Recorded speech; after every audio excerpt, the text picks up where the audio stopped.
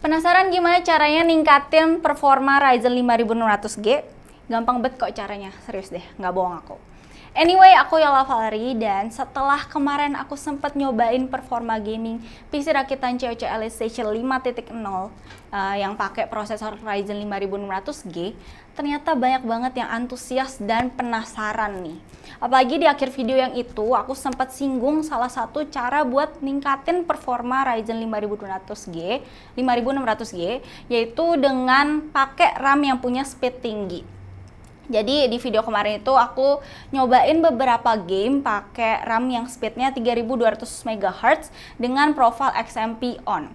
Nah, bagi kalian yang belum tahu XMP itu apa, aku ya kira-kira jelasin sedikit lah ya secara singkat. Jadi XMP itu singkatan dari Extreme Memory Profile, teknologi yang memungkinkan RAM untuk bisa berjalan sesuai dengan apa yang ditawarkan. Jadi contohnya nih ya, kamu beli RAM speednya 3200 MHz. Nah, RAM itu gak akan bisa default jalan di speed tertingginya. Jadi kamu harus aktifin dulu XMP-nya biar RAM-nya itu bisa jalan di speed tertinggi secara default tanpa harus kalian ribet-ribet overclocking dulu. Tapi ini disclaimer ya, soalnya XMP-nya itu juga tergantung sama limitasi prosesor dan motherboard yang kalian pakai. Nah, prosesor Ryzen ini saat mengandalkan RAM yang punya speed tinggi biar bisa ngedongkrak performanya. So, di video kali ini aku bakal nunjukin ke kalian performa Ryzen 5600G, tapi kali ini pakai RAM yang speednya 3600 MHz dan 4000 MHz dengan profile XMP on. Gimana, penasaran kan peningkatan performanya pas waktu main game? Tapi sabar dulu, aku pengen kasih tahu ke kalian spesifikasi PC rakitan COC Elite Station 5.0 yang udah ada di belakang aku sekarang. Prosesornya pakai AMD Ryzen 5 5600G, motherboard MSI B550M Pro, SSD Apacer AS2280P4 256GB, harddisk Seagate Barracuda 2TB, casing Cube Gaming Friends, power supply-nya Bitfinex Formula Bronze 500W, dan RAM yang buat perbandingan tuh ada 3. Yang pertama Apacer Knox RGB 3200 MHz 2x8GB, yang kedua Tim T-Force Dark Z 3600 MHz 2x8GB, dan yang ketiga G-Skill Trident Z RGB 4000 MHz 2x8GB. Yang ngebedain PC rakitan COC Elite Station 5.0 di video ini sama video sebelumnya itu cuma ada di RAM-nya aja ya guys. Dan misalnya kalian berminat beli dan nanya, bisa nggak sih ganti beberapa partnya? Jawabannya tentu aja bisa dong. Tapi buat lebih jelasnya lagi, kalian bisa langsung tanya ke admin kita ya. Linknya itu ada di bio Instagram. Dan ya pokoknya jangan sungkan-sungkan buat nanya ataupun konsultasi ke admin kita, karena gretong guys, gak bayar. Cuma emang kalian harus agak bersabar aja nungguin balasan pesannya, karena yang nanya sama konsultasi itu lumayan banyak. Jadi kalian harus mengantri, harus bersabar, oke? Bagi kalian yang belum tahu gimana cara aktifin XMP, jadi caranya kayak gini ya. Step 1, kita restart dulu PC-nya. Kita tungguin sampai reboot ya, booting. Dan kita standby jari kita di Del. Jadi kayak kalau udah ada tulisan di sini kita langsung buru-buru pencet Del.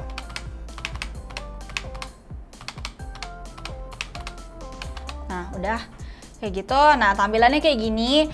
Perlu diketahuin kalau tiap tampilan tuh beda ya, sesuai sama motherboard kalian. Cuma intinya tuh sama. Kalau yang di sini kita cari ini menu overclock. Terus yang penting cari tulisan XMP. Nah, ini ada di sini. Ini sekarang kan masih disabled ya. Kita ganti dulu, kita pencet enter. Ada tulisan profile 1, profile 2. Aku pilih yang profile 1. Nah, udah kita pencet F10. Tampilan gini, servernya kita pencet yes, enter. Dedeng, nyala deh XMP-nya. Nah, setelah nyalain XMP, langsung aja kita coba uji di beberapa game. Di semua game yang diuji, aku menggunakan settingan yang sama kayak video sebelumnya, yaitu resolusi Full HD 1080p. Game yang pertama aku coba Valorant dulu.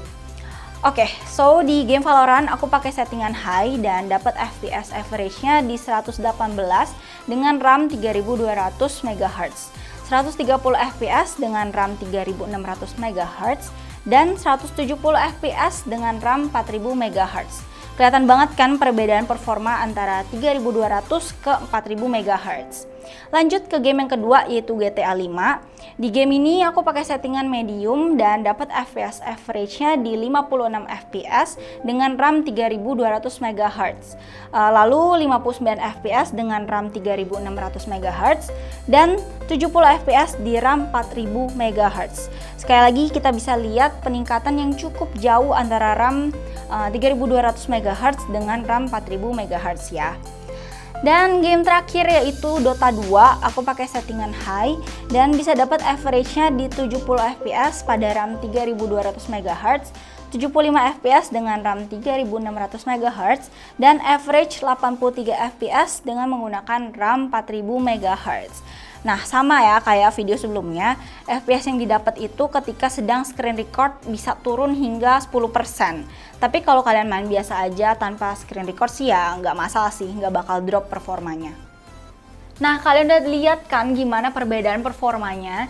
Dengan kalian naikin budget dikit aja buat pakai RAM yang high speed, peningkatan performanya tuh udah lumayan berasa banget.